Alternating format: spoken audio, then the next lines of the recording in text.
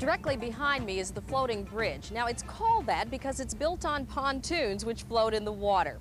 Ships from all over the world dock here in Santa Ana Bay. In fact, foreign visitors feel quite welcomed here in Curacao, where cultural diversity is its hallmark. However, like all governments, the leaders of Curacao have to be concerned with economic development. Despite the rigors of governing, though, Prime Minister Liberia Peters seems to be succeeding in turning this island into a paradise in the sun.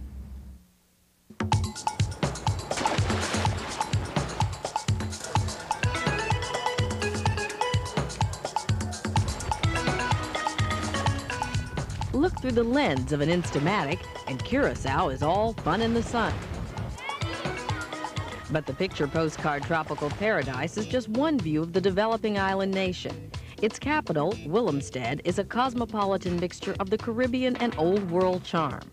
Under Dutch rule since 1654, Curacao is the largest of the Netherlands Antilles, which also include neighboring Bonaire, the Windward Islands off Puerto Rico, and until 1986, Aruba.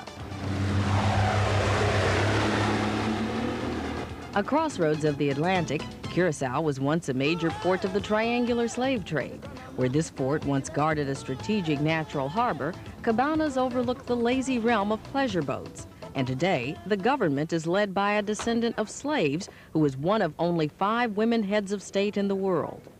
I think we women, we are prepared by nature to take up any responsibility. And once we are called for the responsibility, we don't stop to think whether it's a man's job or a woman's job, and you just go along and do what you think that you have to do. Like any mother, one of the things Maria Liberia Peters has to do is review her children's homework. But she also wrestles with the more difficult problems of the island's economy. Long prosperous from the refineries of South American oil, Curacao suffered an economic blow with the pullout of Shell oil in 1985. However, the government was able to attract the Venezuelan National Oil Company to the existing facilities.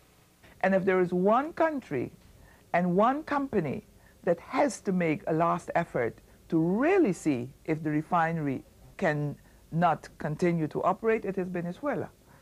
And we were successful in convincing them. And I think now, after 5 years, Venezuela is realizing that it was a good thing, it was a good decision. What is it like doing business in Curacao? Business is going up now. We had a few bad years, 2-3 years, but now it's going strong up. In fact, per capita income is among the highest in the Caribbean, and 150,000 people drive 65,000 cars. Education is prized in strict Dutch-style schools with a definite New World influence. Literacy in English, Dutch, French, Spanish, and the native Papiamento is nearly 100%. There are also 5 thriving daily newspapers reporting on a range of political parties. In this headline, former Prime Minister Don Martina's party calls for an increase in benefits to the unemployed, who at nearly 20% are a sore point to the Liberia Peters administration.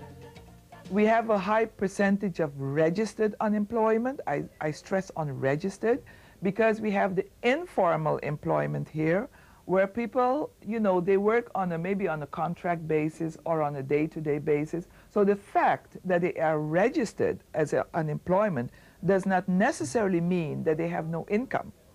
Yet virtually no one suggests the island would be better off by itself, and independence from the Netherlands is not a burning desire. Elmer Wilso is Curaçao's governor and president of the island parliament. Every change in a community will get resistance, because you know what you have right now, and we don't know what's independence. And on top of that, Holland had a very bad experience with Suriname, so you always tend to compare that with the bad things and not with the good things. Curacao, your island of business in the Caribbean. Business is the name of the game. While allegations of drug money laundering have cost tax advantages from the U.S., America is the island's biggest trading partner, and Curacao enjoys the best of all worlds with participation in the European economic community. But more than any other resource, Curaçaoans have learned the value of the sun. And like everyone else, Mrs. Prime Minister also finds time to relax. once somebody said it's a melting pot of different races, ethnic groups, religions, everything. And I think that is the beautiful part of what Curacao is all about. It's a little sample of nations living together, different nations living together in the world, how it should be. There may be no such thing as a true island paradise that can balance economic development with the preservation of natural beauty. But Curaçaoans hope they can reach a happy medium for their future.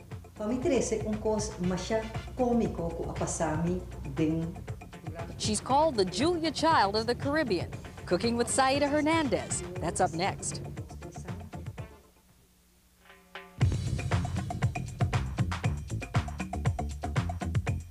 Curacao is a bazaar of international cuisine with culinary delights that have been passed down from generation to generation. In fact, you can find just about any kind of restaurant you can think of here on the island. But the locals know they can always find something cooking when they tune into one of Curaçao's most popular television shows. Fried plantains, fungi, guiambo. The women here at Plaza Bio Market cook up lavish feasts of local food daily. What are the pancakes made from? The spicy stews, meats, and fish are enjoyed by Curaçaoans as well as tourists. I had goat meat and rice and fried bananas and a pancake. Now, if you're ever at a loss as to where to find the recipes for all of these delicacies, while in Curacao, tune to Channel 8 for Cucina de Oro, which means Golden Kitchen. For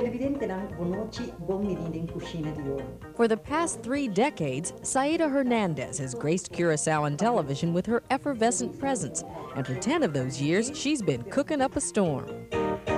That's why I chose the one show to be able to be on the air as long as possible. As long as if I get wrinkles on my hands and on my face, people won't mind seeing an old lady cooking in the kitchen. Because your mother and your grandmother in the kitchen is the loveliest thing in the world. To be able At 54 years young, this grandmother of 3 has often been called the Julia Child of the Caribbean. In the beginning, I didn't want to be called the Julia Child because I know, I've seen Julia Child, and you know how she started, very sloppy and everything going tap, tap. She takes the chicken. Then I said, no, don't compare me with Julia Child. But at this point, I feel honored if you compare me with Julia Child, because she's so well known. She's a celebrity in the world of cooking shows. Not only is Saida a star of her own show, she is basically a one-woman show. Saida Hernandez tapes Cucina de Oro from her comfortable home instead of a studio. She also operates the camera, lights, and sound. To get the show done with as less cost as possible. I love it, but it's not easy. Tanya Hart, un popularísima host na Boston. Interestingly enough, Saida's audience had no idea that she was the sole producer and engineer of her show. That is, until Coming Together stopped by. She decided to let the cat out of the bag and cook up some tutu yena as well. I wanted to prepare something local, something very local and something I like. I chose tutu. I did tutu before on the show, but this time I'm going to make the tutu very special for you.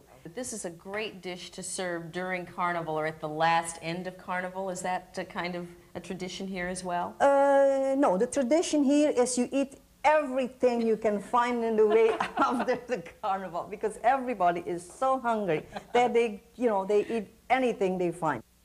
The basic ingredients for tutu yena are quite simple. Black-eyed peas, onions, garlic, coconut milk, bacon, sugar, salt, and fungi, known in America as yellow cornmeal. Saida has published many of her famous recipes. She says the food here on the island reflects the nature of the people. We have a taste of our own, and I would dare say that the taste of the people from Curacao is very much like all over the Caribbean, very hot. We are, hot-blooded people. Yes, we are. Delicious. Thank you for having me. Cucina de Oro is not Saida's only television show. She has a program that focuses on home maintenance. But no matter what she does, it seems that Saida Hernandez has carved a niche for herself on Caribbean television. Danke po voting show na nos programa, te outro simang o poder de Deus.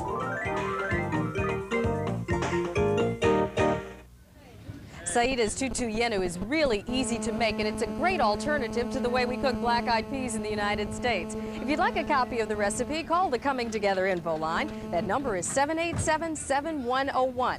Now don't go away, because when we come back, we're going to show you Curaçao's underwater paradise.